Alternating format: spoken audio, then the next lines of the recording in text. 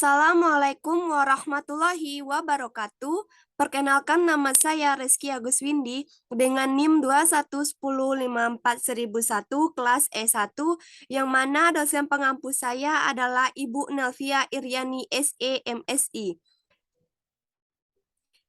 Baiklah, di sini saya akan menjelaskan sedikit tentang ANOVA.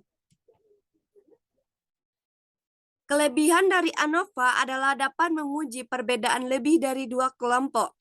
ANOVA merupakan singkatan dari Analysis of Variance.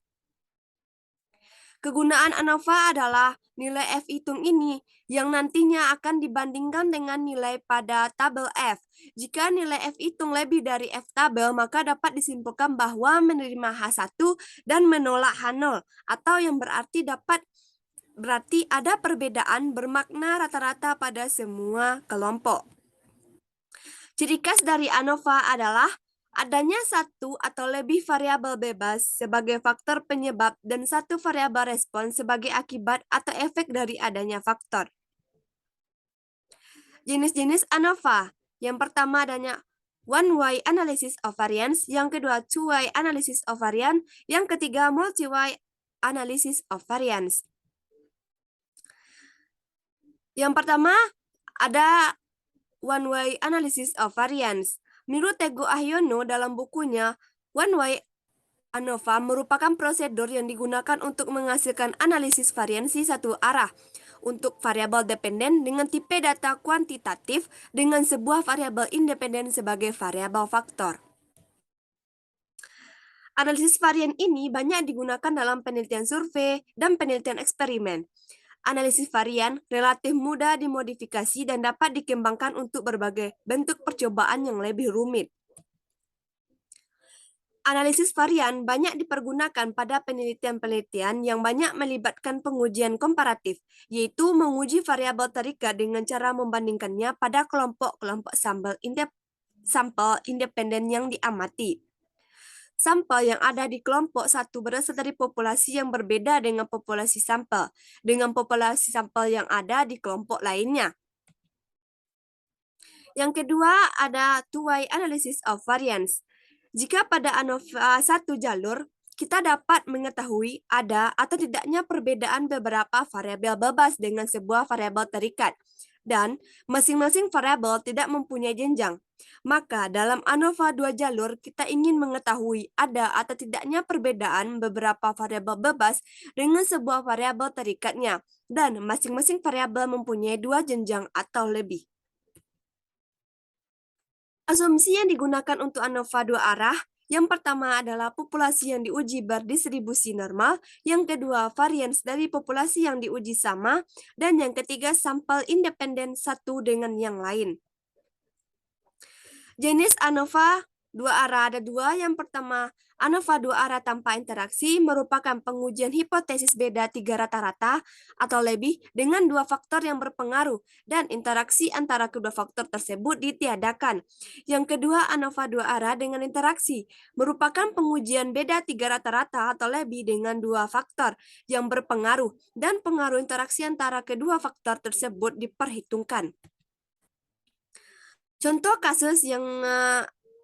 kasusnya adalah suatu penelitian dilakukan untuk mengetahui apakah pengaruh gender berpengaruh terhadap nilai ujian matematika, dan apakah pengaruh pendidikan berpengaruh terhadap nilai ujian matematika, dan apakah efek interaksi antara tingkat pendidikan dan gender. Sehingga agar mudah menjawabnya, sebaiknya kita menggunakan aplikasi SPSS.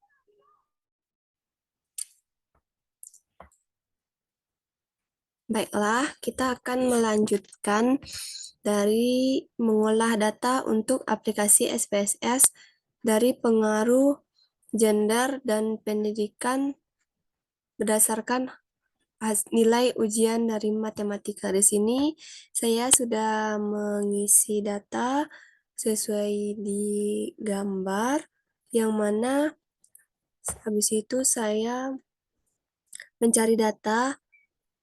Yang saya gunakan adalah 40 responden, dan cara menggunakannya adalah yang pertama kita tekan analyzer, lalu general linear model, habis itu univariate, habis itu variabel dependennya kita isi dengan ujian, gendernya kita isi divisi faktor, dan juga pendidikan. Lalu habis itu kita plot, yang horizontal kita gender, dan pekerjaan di separatelines. Lalu diadd-kan continue. Pos ininya kita isi dengan gender dan pekerjaan. Lalu Turke,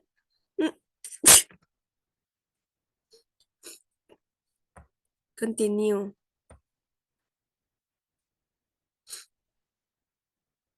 Lalu option, yaitu kita pindahkan ke display means, pekerjaan, dan juga pekerjaan. Balik. Lalu di display deskriptif statistik dan homogenesis. Continue. Oke. Membaca hasil dari output. Yang pertama, output Bedouin subject factor yaitu terdiri dari dua variabel, yaitu variabel gender terdiri dari dua level kategori dan variabel pendidikan terdiri dari 3 level kategori. Selanjutnya, output deskriptif statistik. Di sini dipengaruhi oleh variabel dependen dari nilai rata-rata ujian.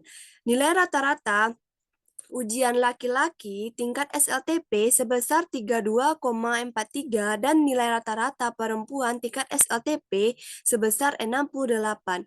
Nilai rata-rata laki-laki tingkat SLTA sebesar 46,6 dan nilai rata-rata perempuan tingkat SLTA sebesar 65,13. Nilai rata-rata laki-laki tingkat perguruan tinggi sebesar 78,63 dan nilai rata-rata perempuan tingkat perguruan tinggi sebesar 64. Selanjutnya yaitu output Levenes test of equality of error varian. Di sini kita melihat dari nilai signifikan, yang mana nilai signifikan 0,598 lebih besar dari 0,5, sehingga bisa dikatakan varians antar grup berbeda secara langsung. Kita akan membahas tentang output test of Bedouin subject effect, yang mana di sini kita akan melihat dari segi F-hitung dan nilai signifikan. Sebelum itu kita harus mencari F-table. F-table-nya sebesar 2,38, menyebabkan correcting model dipengaruhi oleh variabel dependen dan variabel independen. Maka nilai signifikannya adalah 0,00 lebih kecil dari 0,5, sehingga variabel dependen ini berarti model valid. Yang kedua, intercept, yaitu dipengaruhi variabel dependen tetapi tidak mempengaruhi keberadaan variabel independen. Maka nilai signifikannya sebesar 0,00 lebih kecil dari 0,5, menyebabkan variabel dependen dipengaruhi oleh nilai signifikan. Selanjutnya adalah gender, yaitu dipengaruhi oleh variabel dependen, maka nilai signifikannya sebesar 0,012 lebih kecil dari 0,5. Dan F-hitungnya sebesar 7,121 lebih besar dari 2,38. Disimpulkan bahwa HA-nya ditolak dan H0-nya diterima, sehingga tidak dipengaruhi oleh variabel gender dan pendidikan terhadap nilai ujian matematika. Selanjutnya yaitu pekerjaan, yaitu dipengaruhi oleh variabel dependen, maka nilai signifikannya sebesar 0,002 lebih kecil dari 0,5. Dan F-hitung sebesar 7,892 lebih besar dari 2,38. Jadi disimpulkan bahwa HA-nya ditolak dan H0-nya diterima, sehingga tidak dipengaruhi oleh variabel gender dan pendidikan terhadap nilai ujian matematika. Selanjutnya adalah gender pekerjaan, yaitu dipengaruhi oleh variabel dependen, maka nilai signifikannya sebesar 0,00 dan F hitung sebesar 9,965 lebih besar dari 2,38 dan menyebabkan HA-nya ditolak dan H0-nya diterima sehingga tidak dapat dipengaruhi oleh variabel gender dan pendidikan terhadap nilai ujian matematika. Selanjutnya error. Nilai error modal semakin kecil maka semakin naik. Selanjutnya adalah R-square. R-square adalah nilai determinasi berganda semua variabel independen yaitu sebesar 0,695, yaitu di mana mendekati 1 berarti berkorelasi kuat. Dapat dijelaskan bahwa 69,5% yaitu yang akan kita teliti dan sisanya sebesar 30,5% berarti yang tidak kita teliti. Dari 7 kesimpulan di atas, dalam uji tuai ANOVA, poin 145 adalah yang terpenting. Selanjutnya adalah output estimate marginal means, yaitu ini menjelaskan tentang nilai rata-rata, nilai ujian berdasarkan gender dan pendidikan secara deskriptif. Selanjutnya yaitu unit homogeneous subset, yaitu subset 1 yaitu SLTP berada di 1, subset SLTA berada di subset 2, subset perguruan tinggi berada di subset 3. Sehingga ketika ketiga ini dipengaruhi oleh dapat kita lihat dari tabel Turki HSD. Kolom 1 yaitu subset 1 berisi SLTP sebesar 36,88 dan kolom 2 berisi subset SLTA sebesar 60,5 dan kolom 3 berisi subset perguruan tinggi sebesar 73,75. Sehingga menunjukkan ini memiliki perbedaan signifikan. Selanjutnya,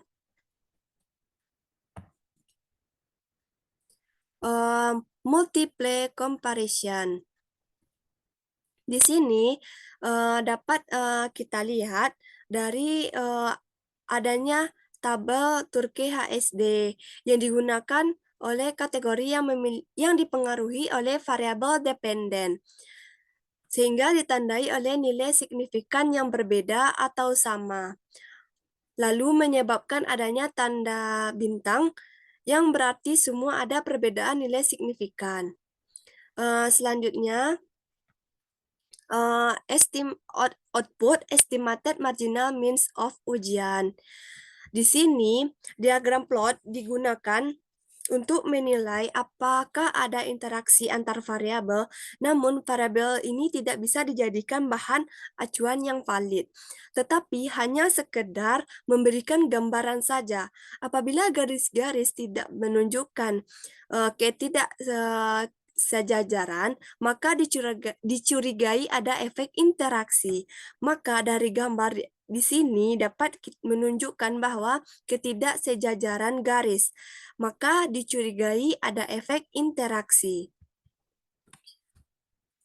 Jadi kesimpulannya adalah tingkat aktivitas gender berpengaruh terhadap nilai ujian matematika dan tingkat pendidikan berpengaruh terhadap nilai ujian matematika. Dan di sini juga adanya efek interaksi antar tingkat pendidikan dan gender. Terima kasih. Assalamualaikum warahmatullahi wabarakatuh.